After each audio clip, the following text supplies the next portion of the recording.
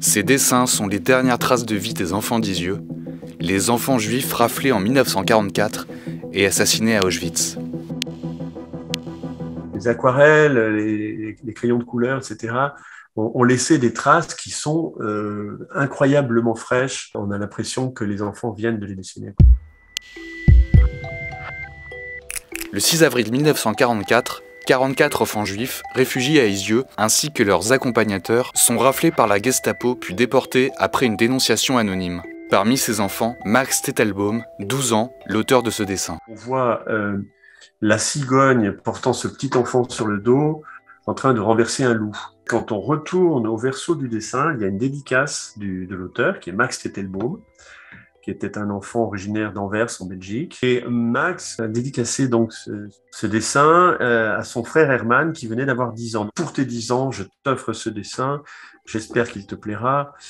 Garde-le toujours. Ce garde-le toujours résonne extrêmement fort. C'est dans cette grande maison isolée, dans un cadre champêtre idyllique, que de 1943 à 1944, des dizaines d'enfants, dont beaucoup d'orphelins, sont recueillis grâce à une association qui porte secours aux jeunes juifs persécutés. Il y a un très très beau dessin, c'est un Indien. Un Indien campé sur une colline, il est traité avec des couleurs extrêmement fortes, extrêmement contrastées. La coiffe de l'Indien est avec des plumes magnifiques de toutes les couleurs. L'Indien est dans une telle position, il fait tellement bloc avec ce rocher sur lequel il se trouve qu'on a l'impression de quelque chose d'inébranlable, quoi.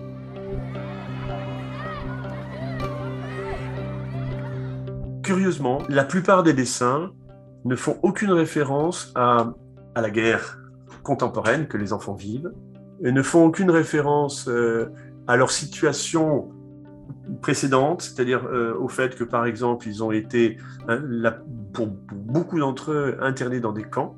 On est complètement ailleurs. On est dans l'imaginaire, dans leur culture cinématographique ou livresque. On est dans les contes. Il y a Chaboté, par exemple.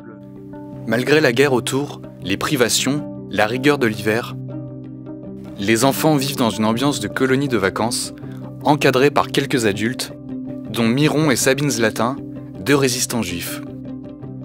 Sabine Zlatin, elle-même peintre, s'assure que les enfants ne manquent jamais de papier et de crayons de couleur. Elle dira que c'est le seul luxe qu'ils peuvent se permettre à Isieux. On n'est pas dans le journal d'Anne Frank. Voilà, hein, on est vraiment dans autre chose. D'ailleurs, les enfants ne sont pas dans une cachette ici. Ils sont assez libres en fait de circuler, même dans le village à côté. Hein, ils descendent se baigner dans le Rhône l'été. Ils sont connus de tout le monde ici. On n'est pas dans une cachette.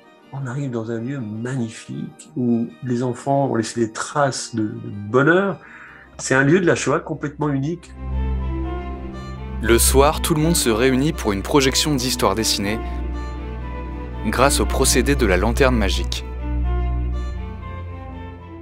Il y a donc Ivan Tsarévitch, c'est l'histoire d'une guerre entre les Cosaques russes et les Tatars de Crimée. Il y a une autre histoire, une histoire de bandits plutôt aux États-Unis. Et puis enfin, il y a, inspiré directement du film Le Trésor du Capitaine Blood, avec Errol Flynn et Olivia de Havilland, avait été tourné, je crois, à la fin des années 30. Donc vous voyez, des influences extrêmement diverses.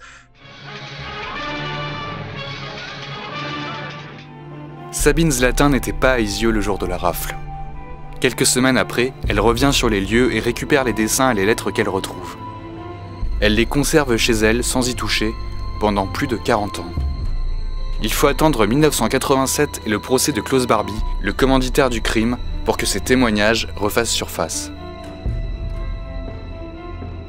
Durant le procès du bourreau, l'avocat Serge Klarsfeld lit l'une des lettres récupérées, signée Liliane Gerenstein, 11 ans, qui demande à Dieu de protéger ses parents. Vous pouvez me croire, Dieu, c'est grâce à vous que j'ai eu une belle vie avant, que j'ai été gâté, que j'ai eu de belles choses que les autres n'ont pas. Dieu, après cela, je ne vous demande qu'une seule chose, faites revenir mes parents, mes pauvres parents. Qu'ils ne souffrent pas, mes si bons parents, protégez-les, encore plus que moi-même.